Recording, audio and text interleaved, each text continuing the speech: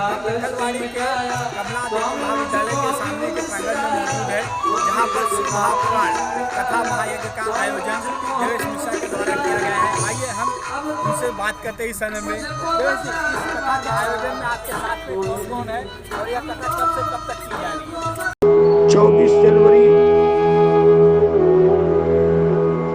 सुबह 11 बजे कलश यात्रा के बाद भगवान भोलेनाथ का शिव महापुराण कथा शुरू हो गया है। इस कथा में प्रमुख रूप से सहयोगी हमारे छोटे भाई सर्वेश उपाध्याय जी,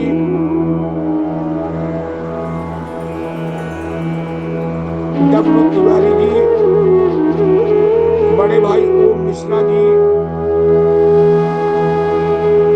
उमाकांत सिंह छेदी, विपिन मिश्रा जी, सुभाष ठाकुर, राजेश पांडे, अमित दुबे, रामचंद्र मिश्रा, वशिष्ठ उपाध्याय,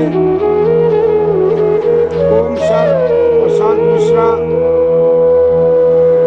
जीत तिवारी, सुनील मिश्रा समेत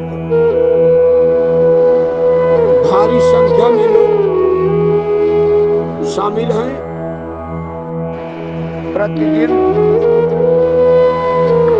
कथा में हजारों लोगों की भीड़ इकट्ठा हो रही है। महत्वपूर्ण बात यह है कि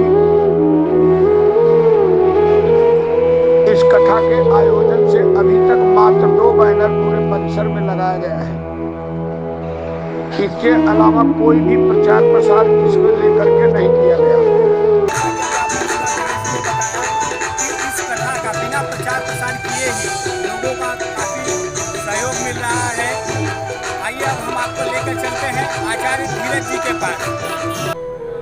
कहते हैं कि बिना सत्संग के ज्ञान अधूरा है और भक्ति भाव में प्रभु को पाने का सबसे सरल माध्यम सत्संग है।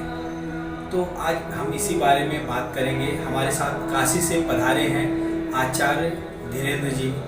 आइए हम इनसे जानते हैं शिव महापुराण के महत्व को, कि शिव महापुराण है क्या और इस कथा के श्रवण से क्या लाभ होता है। आचार्य, शिव महापुराण की कथा दुनिया में जो कुछ किसी भी सत्संग से, किसी भी आध्यात्म से, किसी भी कथा से प्राप्त न हो, उस चीज को पाने के लिए हम शिव महापुराण का अनुसरण करते हैं। जैसे हम सब जानते हैं श्रीमद् भागवत कथा मुक्ति की कथा है। परीक्षित जी ने अपनी मुक्ति का साधन बनाया, परीक्षित जी की मुक्ति हुई, हम सब जानते हैं। श्रीमद् भागवत के प्रारंभ में ही गोकर्ण और धुंधकारी का चरित्र है, जिसको हम महात्म्य के रूप में जानते हैं।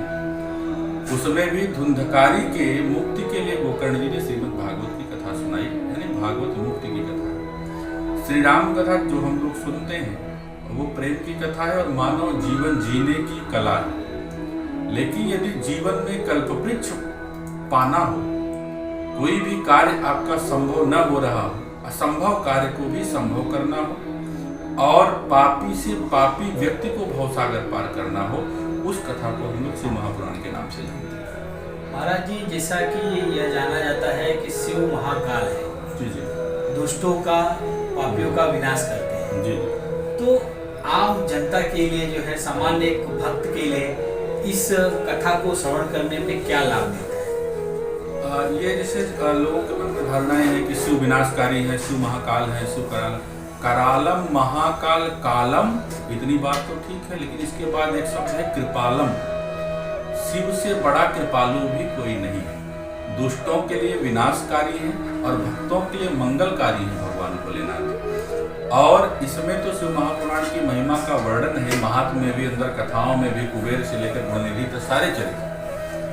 जो दुनिया में अधम से अधम, पापी से पापी व्यक्ति हो, अगर भूल से उसके कान में शिव महापुराण का आधा श्लोक या एक शब्द भी पड़ जाए, तो शिव महापुराण में ब्रह्मा जी कहते हैं कि उसे शिवलोक की प्राप्ति हो जाती है और जीवन की कोई ऐसी कामनाएं नहीं बचती कि जो उसने मांगा हो और न मिला। अभी जैसे महाराज जी आपने बताया कि विष्णु जी के बारे में, तो श्री राम कथा क्या है? यही मैंने अभी चर्चा की कि श्री राम कथा जो है, पहली बात तो ये प्रेम की कथा है। भरत चरित्र ले लें, लक्ष्मण चरित्र ले लें, हनुमान चरित्र ले लें, सब प्रेम से ही परस्पर जुड़े हैं। लेकिन राम कथा की जो महत्ता है समाज के मध्य, वो इस बात को लेकर के ही कि हम जीवन को कैसे जिए। भगवान एक मनुष्य के रूप में उन्होंने धरती पर त्रेता में लीला की अपनी, और अपनी लीला में बताया कि एक अच्छे मनुष्य को पुरुष से पुरुषोत्तम कैसे बना जा सकता है। उस कथा का नाम है श्री राम कथा। यानी मनुष्य को जीवन कैसे जीना चाहिए जन्म के बाद और अपने मृत्यु तक। अगर जीवन को सही संवारना है, एक मनुष्य से उत्तम मनुष्य बनना है, पुरुषोत्तम बनना है, मर्यादा में रहना है, तो उसके लिए हमारे लिए राम कथा मंगलकारी लाभकारी।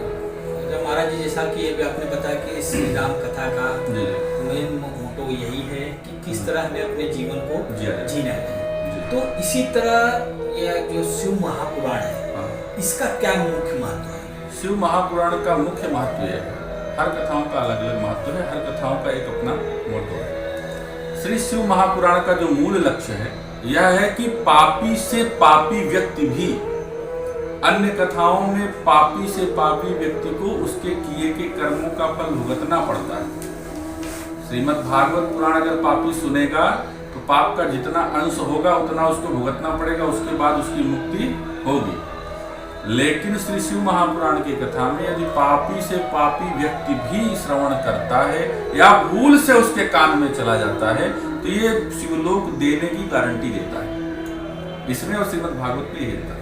धन्यवाद महाराज जी। जैसा कि अभी आपने सुना, महाराज जी ने बताया कि शिव महापुराण का श्रवण आपके लिए बहुत ही लाभकारी है। अभी मिश्रा के साथ रोहित शुक्ला की रिपोर्ट।